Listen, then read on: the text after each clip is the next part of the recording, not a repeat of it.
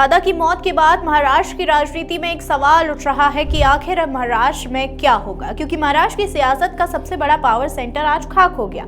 अजीत पवार की मौत ने सिर्फ एक नेता को हमसे नहीं छीना, बल्कि राज्य की राजनीति में वो आग लगा दी है जो शायद अब बुझने वाली नहीं। लेकिन क्यों? आखिर इतना बड़ा क्या है जो राजनीति में आग लगाने जैसे सवाल उठा रहा है?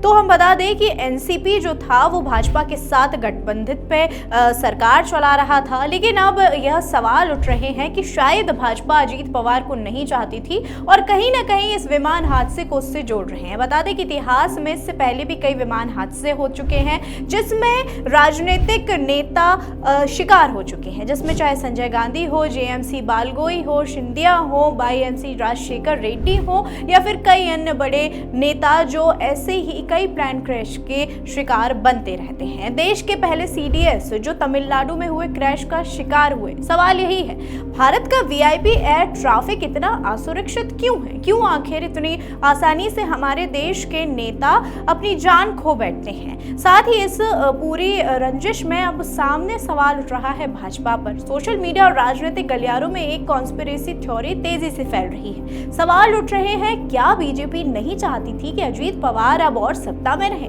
क्या 2026 के आगामी चुनावों से पहले दादा की बढ़ती ताकत किसी की आंखों में खटक रही थी और यह क्रैश सिर्फ एक इत्तेफाक नहीं बल्कि कोई सोची समझी साजिश है?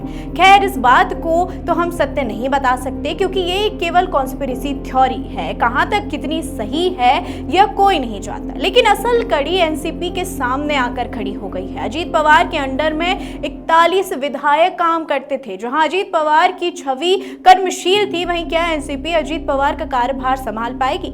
अब उनके जाने के बाद इन विधायकों से असुरक्षा बढ़ेगी। संभावना है कि एक बड़ा हिस्सा वापस शरद पवार यानी एनसीपी एसपी के पास भी लौट सकता है और इससे महाराष्ट्र की राजनीति में एक बड़ा बदलाव सामने आ सकता है, क्योंकि जो एनसीपी अब तक स्वतंत्र रूप से काम कर रही थी, क्या अब वापस से एक संगठित कार्य में शिवसेना की ओर बढ़ सकती है?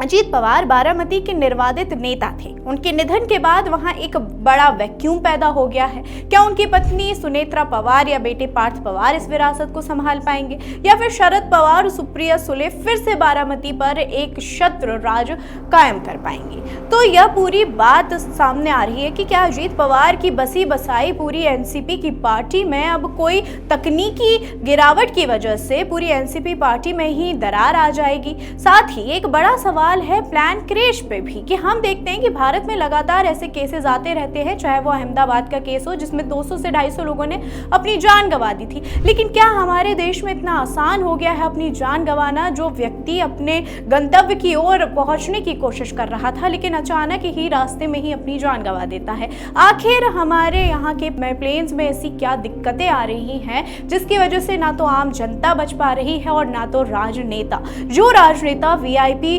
कार्यक्रमों पर जाते हैं, जो राजनेता वीआईपी ट्रीटमेंट और वीआईपी प्लेन से जाते हैं, उसके बावजूद भी उनकी ऐसे अचानक हादसे में मौत हो जाती है। अब सच क्या है वो सामने जरूर आएगा। एक बड़ा सवाल यहाँ पर पायलट पर भी उठ रहा है कि जब बात कर रहे हैं कि विमान असंतुलित हो गया था, लेकिन विमान असंतुलित होने के बाद भी मेडे कॉल यानी कि इमरजेंसी कॉल क्यों नहीं लगाया गया?